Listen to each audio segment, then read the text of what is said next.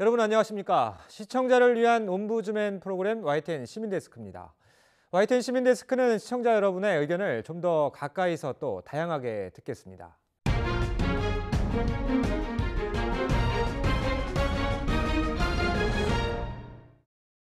먼저 잘한 뉴스, 못한 뉴스 코너인데요.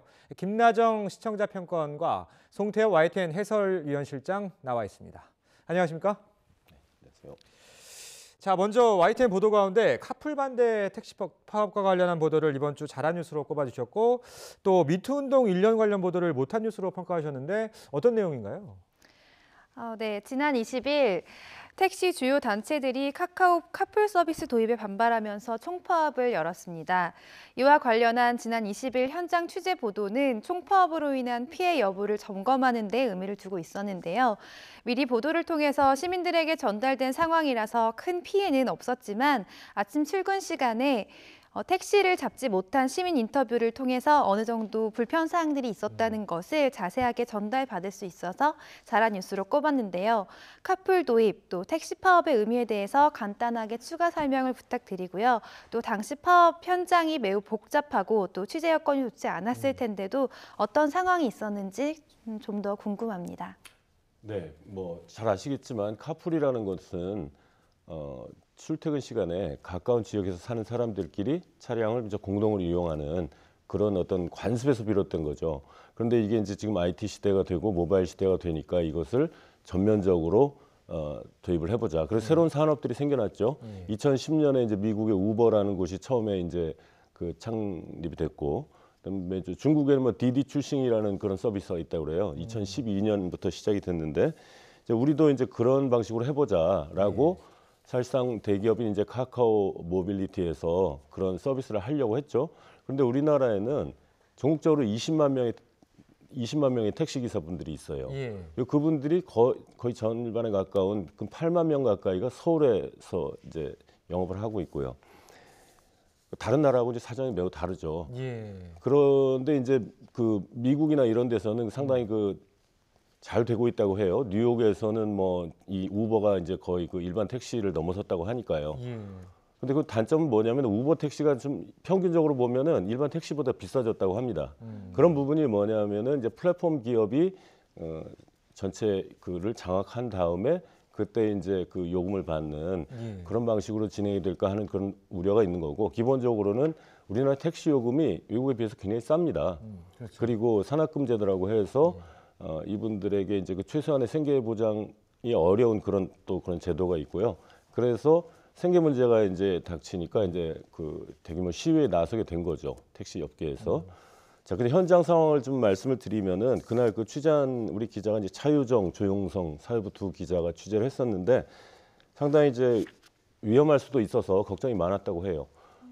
그쪽 그 택시 업계에서는 12만 명이 이제 왔다고 얘기를 했고 경찰 추산은 4만인데 그 중간에 되겠죠. 굉장히 대규모인데 어쨌든 그 전날인가 그 어떤 택시 기사 한 분이 돌아가시는 일도 있어가지고 굉장히 좀 격앙된 상태였어요. 그런데 이제 국회를 택시로 에워싸겠다든지 중간에 혹시 누가 또 그 극단적 일을 할지도 모른다라는 걱정들이 많았는데 다행히도 그런 일은 없었고 좀 어려웠지만 그날 사태는 좀 잘 정리가 된 것 같습니다.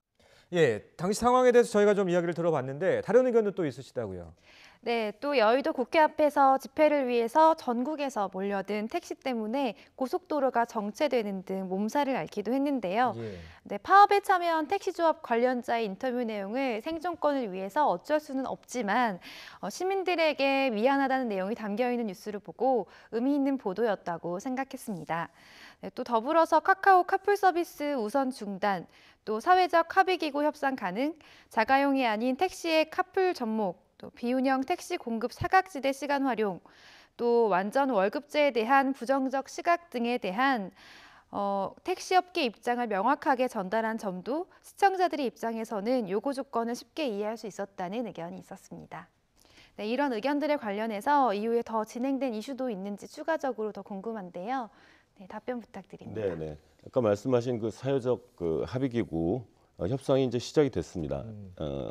지난 26일 날 이제 카풀 비대위 택시업계 그리고 그 카카오 모빌리티 그리고 이제 국토부와 우리 이제 여당 민주당의 그 전현희 의원 이런 분들이 이제 같이 모여서 어떤 그 간담회를 이제 시작을 했고요.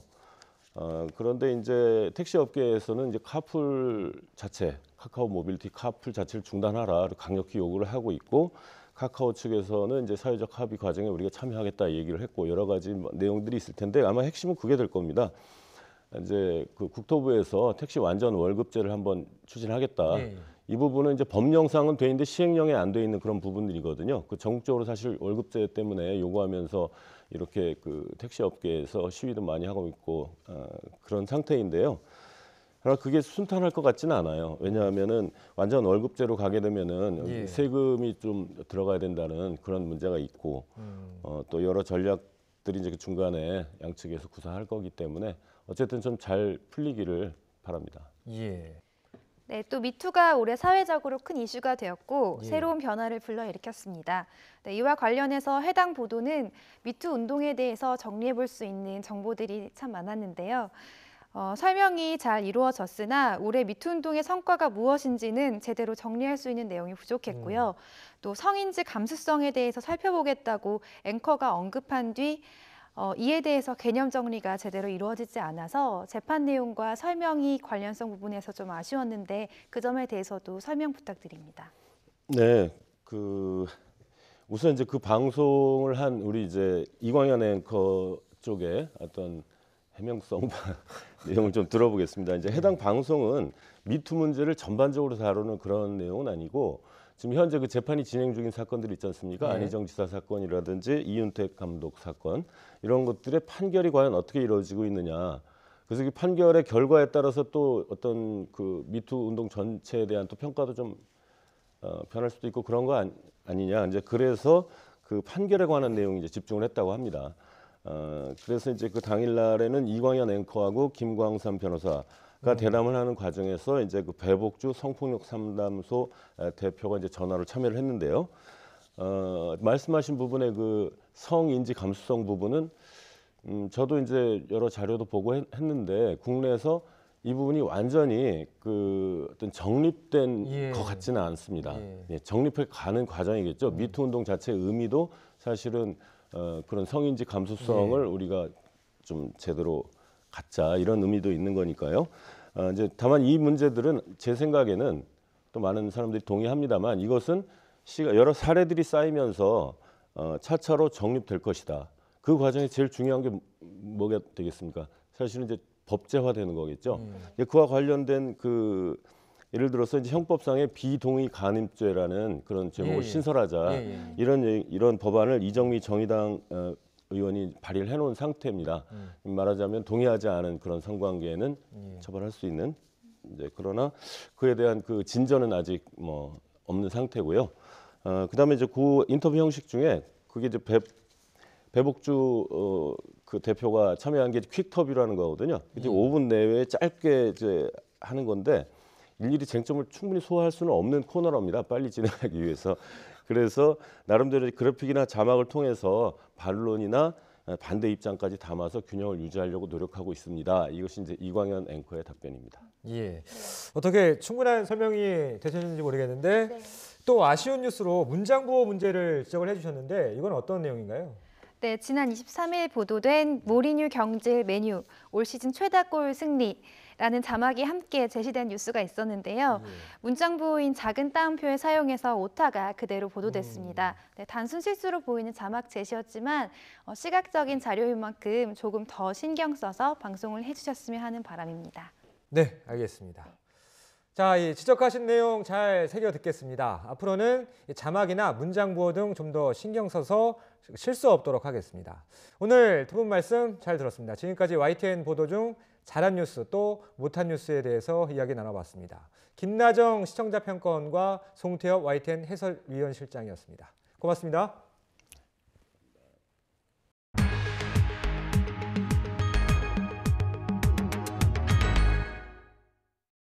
디지털이 발달하면서 아카이브라는 말 자주 들어보셨을 겁니다. 파일 저장고라고 할 수 있는데요. 특히 방송 분야는 엄청난 양의 영상이 만들어지고 있는데 모두 저장해 놓을 수는 없겠죠. 이 영상 자료가 어떤 방식으로 저장되고 또 어떻게 사용되고 있는지 인사이드 YTN에서 영상 아카이브 팀을 찾아가 봤습니다. 함께 보시죠.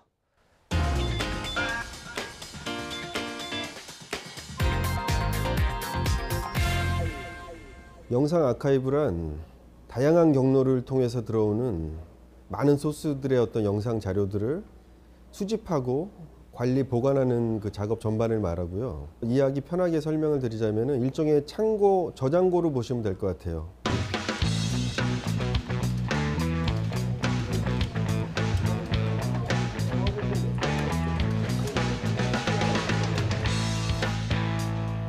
특정한 사람들만 사용할 수 있는 영상 자료가 아니라 YTN의 구성원들이 모두가 다 편하게 이용할 수 있도록 분류, 이런 작업을 하는 거니까 어떻게 보면은 도서관의 어떤 그 자료를 분류하고 관리하는 거라고 보면 이해하기 쉬울 것 같아요.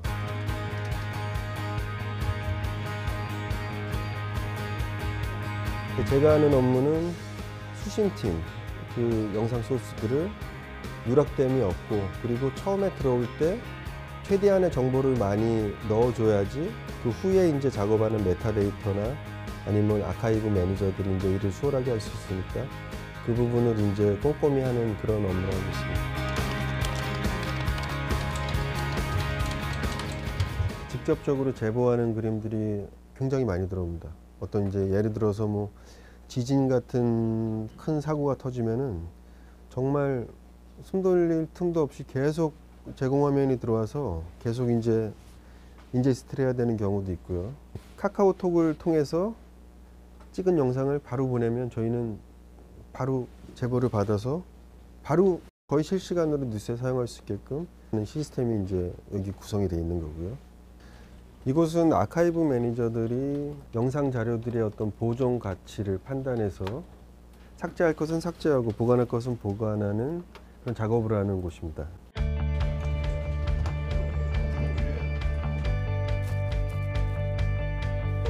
TV 일반은 연락오고 있습니다. 써놓고 있거든요. 좀 이따가 다 받아지는 영상 자료를 디지털로 아카이브하면서 기대할 수 있는 효과 중에 하나는 한 영상 소스를 여러 명이 동시에 활용할 수 있다는 것인데요. 이것을 원소스 멀티 유즈라고 합니다. 근데 이 원소스 멀티 유즈를 가능하게끔 하는 작업이 메타데이터 업무라고 볼 수 있습니다.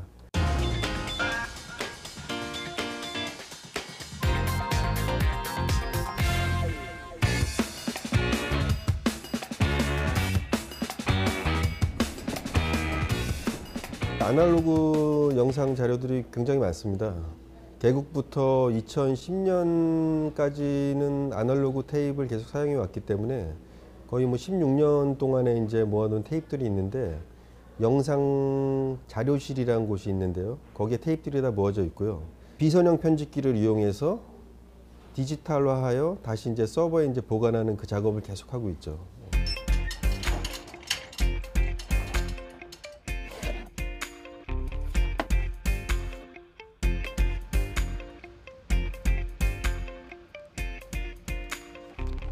저희 아카이브 팀에서 지금 관리하고 있는 영상들, 그리고 지금 이 시간에도 실시간으로 계속 들어오고 있는 영상들이 있는데요. 이 모든 영상 자료들이 결국은 YTN의 자산이고요. 이 자산이 앞으로 뭐 10년, 20년 뿐이 아니라 100년 이후에도 계속 YTN의 어떤 자산으로 남을 것이기 때문에 또 이것을 계속 활용해서 또 다른 또 수익원을 창출해낼 수 있는 그런 이게 재료가 될 수 있기 때문에 저희 아카이브 팀은 그런 사명감을 가지고 책임감을 가지고 일을 하고 있습니다.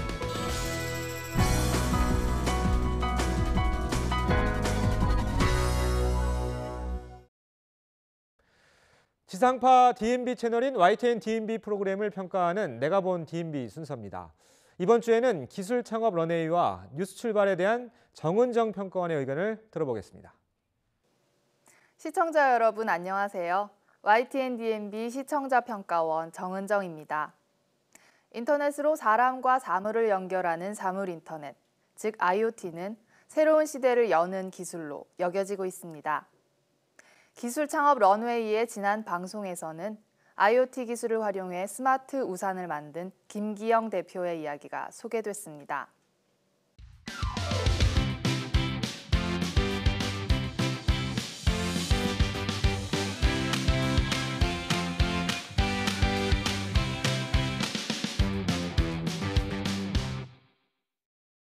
나이 불문, 성별 불문, 굳은 날이면 찾게 되는 필수템.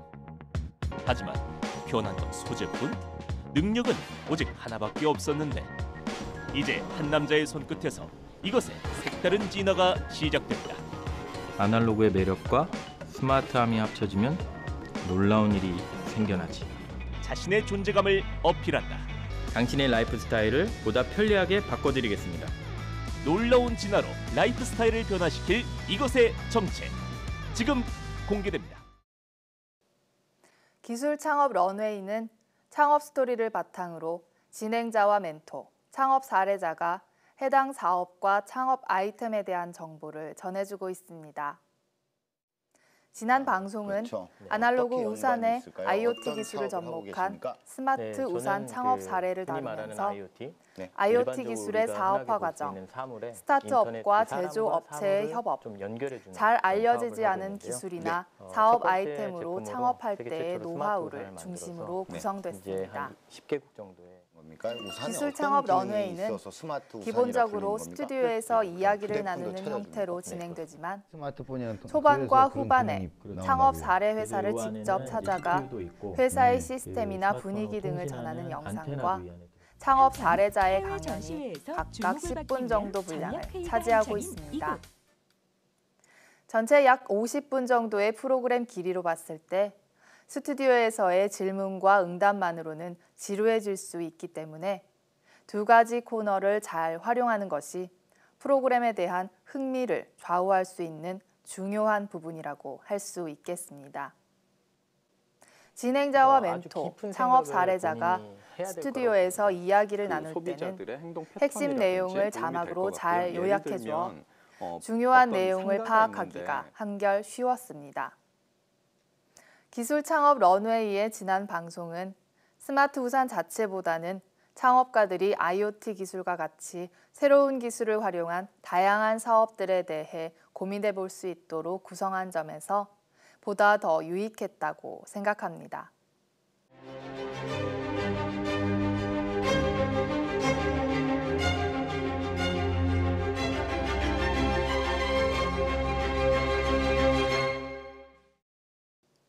뉴스 출발은 YTN의 새벽을 열어주는 종합 뉴스 프로그램으로 매일 오전 4시 30분 시청자들을 만나고 있습니다. 연말을 맞아 직장인들은 연말정산에 관심이 많으실 겁니다. 연말이나 연초에는 새로 바뀌는 제도나 법규를 소개하는 뉴스가 전파를 타기 마련인데 이번에는 연말정산과 관련해 변화된 내용을 짚어보는 뉴스를 뉴스 출발에서 보도했습니다. 정보의 내용이 많거나 제도, 법률 등을 소개하는 뉴스는 짧은 시간 내에 시청자들이 해당 내용을 충분히 이해하고 넘어갈 수 있도록 자료 화면을 효율적으로 구성하고 그 자료들이 노출되는 시간이 기자의 설명과도 일치하는 것이 좋습니다. 뉴스 출발에서는 연말정산을 통해 새로 추가되었거나 놓치기 쉬운 소득공제 내용을 보도하면서 주요 내용들을 그래픽으로 조목조목 정리해주고 있습니다. 제목과 내용의 글씨체는 물론 표시 방식도 다양하게 구성해 정보의 내용이 많음에도 한눈에 파악할 수 있고 이해가 쉬웠습니다. 또한 소개된 내용 일부를 발표하는 국세청 관련 실무자의 인터뷰 화면을 추가해 정보의 신뢰성을 확보하고 뉴스 구성이 그래픽 위주로 단순해지는 것을 피하려는 노력도 잊지 않았습니다. 뉴스 출발의 연말정산 관련 보도는 정보가 많은 뉴스였음에도 시각적 구성이 뛰어나 시청자의 이해를 돕기에 매우 적절했습니다. 한 해가 끝나기 전에 연말정산 절세 계획을 세워볼 수 있다는 점에서 시청자들에게 유용하고 시적절한 뉴스였습니다.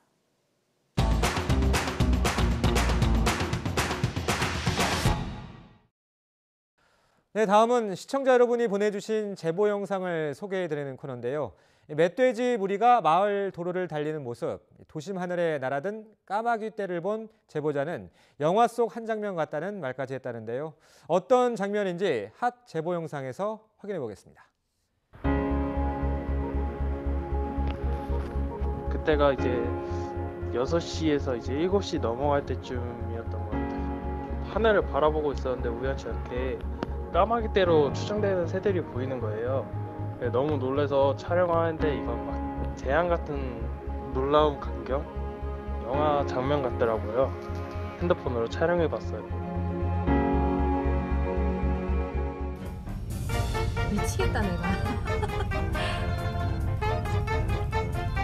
야들 봐라 야들 봐라.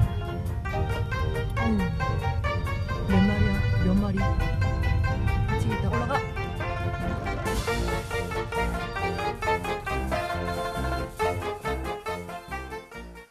네, 여러분의 소중한 제보에 감사드립니다.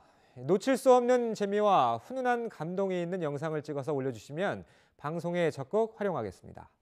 이어지는 순서는 언론 전문가로부터 우리 언론의 문제점과 나아가야 할 방향에 대해 들어보는 매체 비평 시간입니다. 오늘은 뉴스 보도에서 공적 영역의 문제점에 대해 한양대학교 정대철 명예교수에게 들어보겠습니다.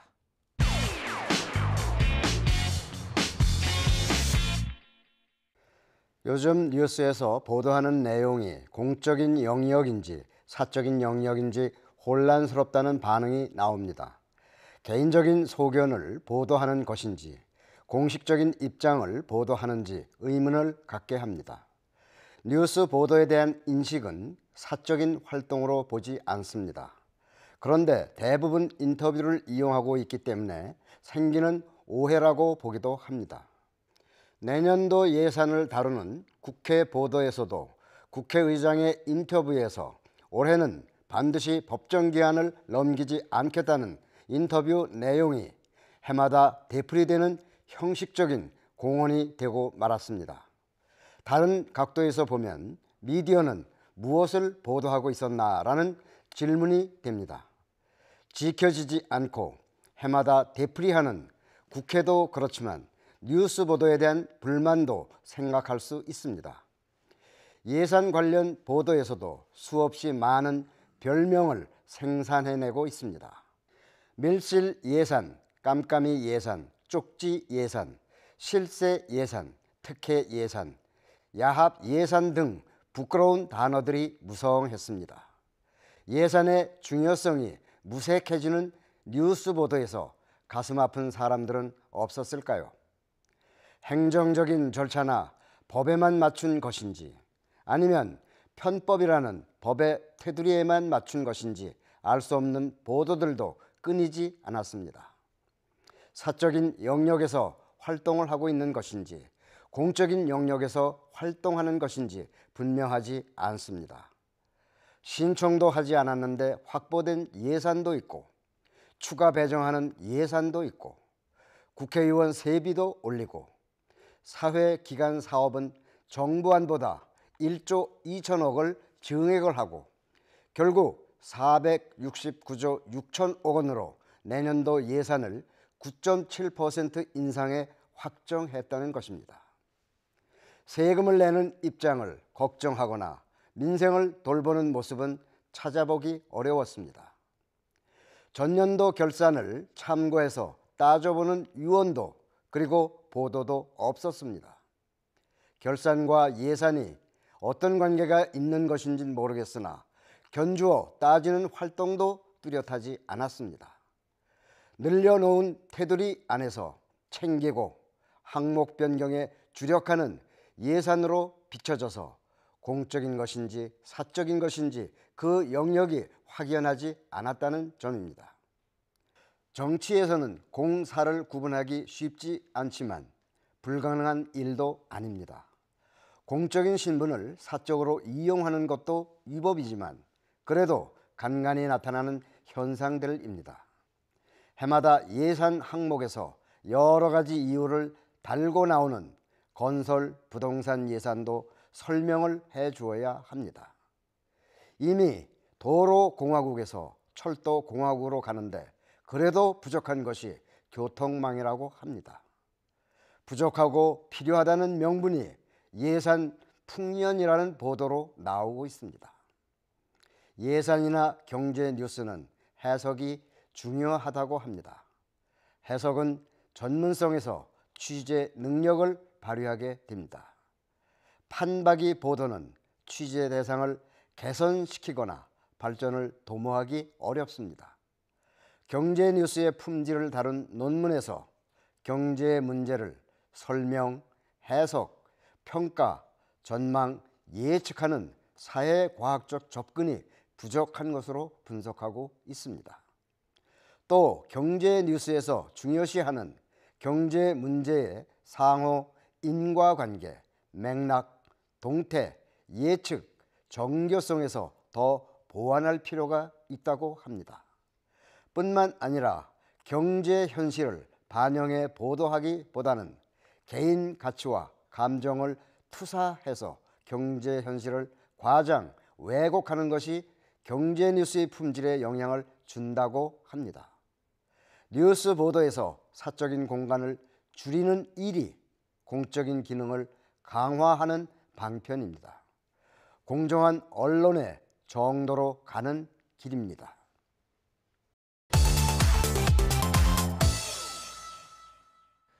YTN 시민데스크는 시청자 여러분의 다양한 의견을 귀담아 듣겠습니다. YTN 홈페이지 시청자 의견에 글을 남겨주시면 더 정확하고 공정한 방송을 만들기 위해 반영하겠습니다. 이번 주 순서는 여기서 마치겠습니다. 고맙습니다.